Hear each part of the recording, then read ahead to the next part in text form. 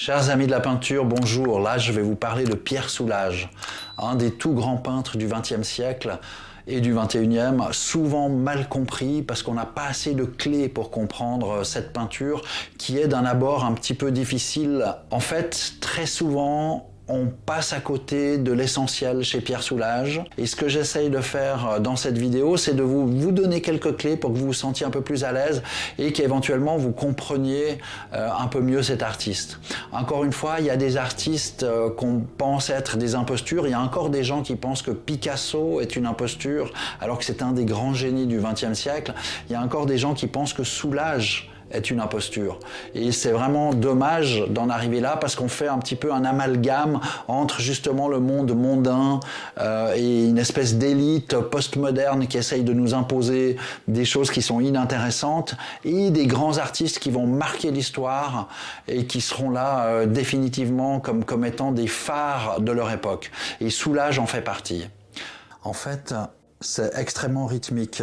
La peinture de Soulages. Vous voyez ces lignes blanches qui en fait sont pas vraiment blanches puisqu'elles sont noires et c'est la lumière qui s'accroche sur la matière. Il y a un aspect de métamorphose. Mais on va dire ces lignes blanches qui délimitent des espaces. C'est comme des rythmes. Ça fait pom, pom, pom, pom, pom, pom, à des vitesses différentes. Et tout à coup, quand on arrive dans ce secteur, ça fait papa ta ta ta ta ta ta ta ta ta ta ta, et puis on redescend papa papa papa papa papa pom pom pom. Ça vient de principes qu'on utilise en peinture depuis très longtemps, qui s'appellent des structures rythmiques. On va pouvoir défiler comme ça en aller-retour et ensuite regardez, voyez comment la surface est séparée en 4 parties. Donc on a le même jeu qui fait pom pom pom pom ta ta ta ta ta ta ta ta ta. Et en fait c'est de ça dont parle Pierre Soulages. C'est d'un monde rythmé avec des cadences différentes et avec une cohérence entre les horizontales et les verticales. Ça, c'est la première partie du discours. La deuxième partie du discours, vous voyez en fait cette forme, ce trapèze qu'on a sur la droite par rapport au grand trapèze qu'on a sur la gauche.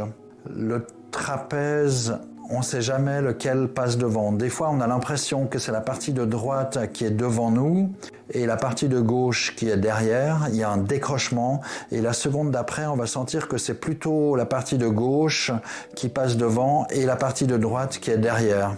Et c'est intéressant, notez bien, la partie de droite, elle est plus contrastée, il y a plus de lumière, mais elle est plus petite. Et l'autre partie est beaucoup plus grande en termes de surface, mais elle est moins contrastée.